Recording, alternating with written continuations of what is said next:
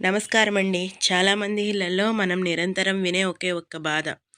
అన్నగారు, సంపాదన అంతా బానే ఉందండి. నెలకు రూ. 1,00,000 వచ్చినా సరే, నెలాఖరు వచ్చేసరికి చేతిలో రూపాయి మిగలట్లేదు. లక్ష్మీదేవి ఇంట్లోకి వస్తుంది గానీ, వచ్చిన వేగాన్నే వెళ్ళిపోతుంది.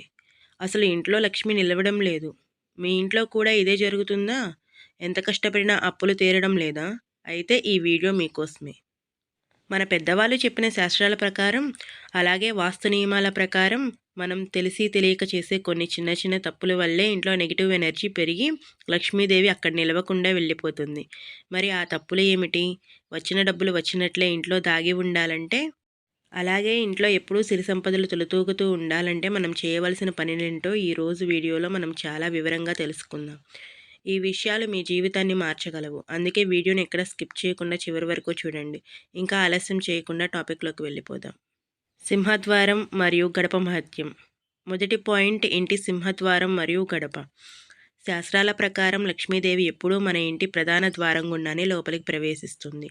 కానీ చాలామంది ఇళ్లల్లో చూస్తే సింహద్వారానికి ఎదురుగానే చెప్పుల స్టాండ్ పెట్టడం లేదా పాత సామాన్లు పారేయడం చేస్తూ ఉంటారు. ఇది చాలా పెద్ద తప్పు. లక్ష్మీదేవి వచ్చే దారి ఎప్పుడూ ప్రశాంతంగా, శుభ్రంగా ఉండాలి. ముఖ్యంగా ప్రతిరోజు సాయంత్రం వేళల్లో గడప దగ్గర కాస్త నీళ్లు చల్లి, చిన్నదేదైనా సరే ముగ్గు పెట్టాలి. సాయంత్రం మారు కాగానే గడపకు ఇరువైపులా లేదా తులసి కోట దగ్గర కనీసం ఒక్క దీపమైనా వెలిగించాలి. ఏ ఇంట్లో అయితే సాయంత్రం పూట ప్రధాన ద్వారం చీకటిగా ఉంటుందో అక్కడ లక్ష్మీదేవి అస్సలు అడుగు పెట్టదు. కాబట్టి మీ ఇంటి సింహద్వారాన్ని ఎప్పుడూ ఒక దేవాలయంగా శుభ్రంగా చూసుకోండి. ఇంట్లో ఉండకూడని నెగిటివ్ వస్తువులు.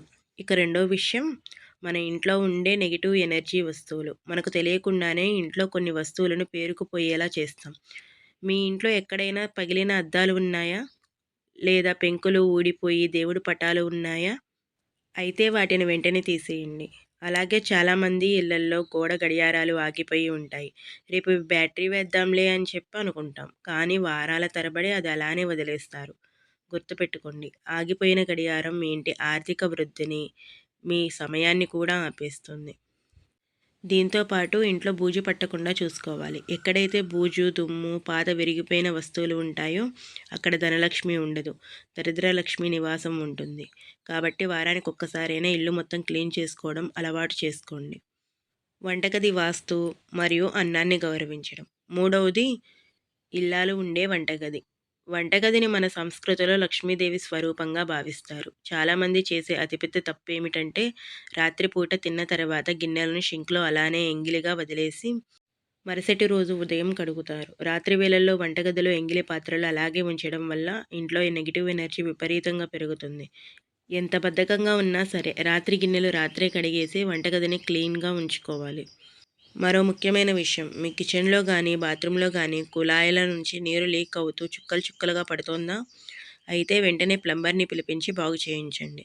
వాస్తు ప్రకారం నీరు అలా చుక్కలు చుక్కలుగా వృధా అవుతూ ఉంటే మీ ఇంట్లోని డబ్బు కూడా అలాగే తెలియకుండా నీళ్ళలా ఖర్చయిపోతుంది. అలాగే వండిన అన్నాన్ని ఎప్పుడు గౌరవించాలి. ప్లేట్లో ఉన్న అన్నాన్ని వృధా చేసి పారేయకూడదు. ఇంటి వాతావరణం మరియు లావాదేవీలు.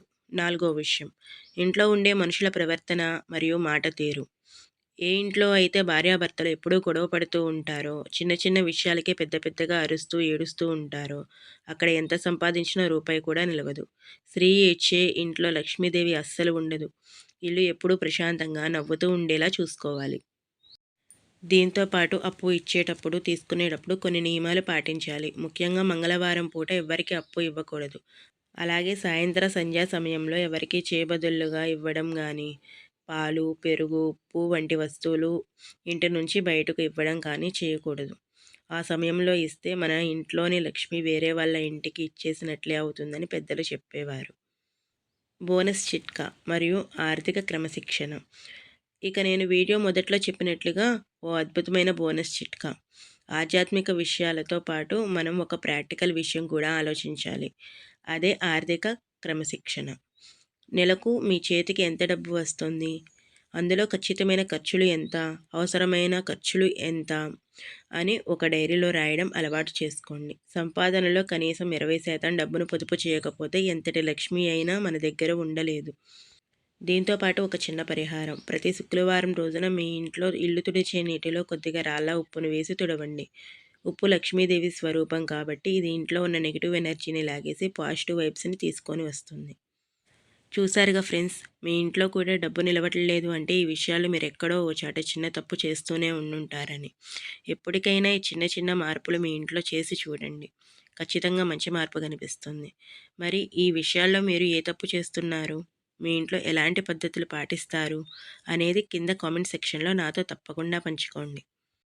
ఈ వీడియో మీకు నచ్చినట్లయితే, ఉపయోగపడింది అని అనిపిస్తే వెంటనే ఒక లైక్ చేయండి. మీ ఫ్రెండ్స్, ఫ్యామిలీ మెంబర్స్ అందరికీ షేర్ చేయండి. ఇలాంటి మరిన్ని ఆసక్తికరమైన భక్తి మరియు వాస్తు విషయాల కోసం మన ఛానల్ని ఇప్పుడే సబ్స్క్రైబ్ చేసుకోండి.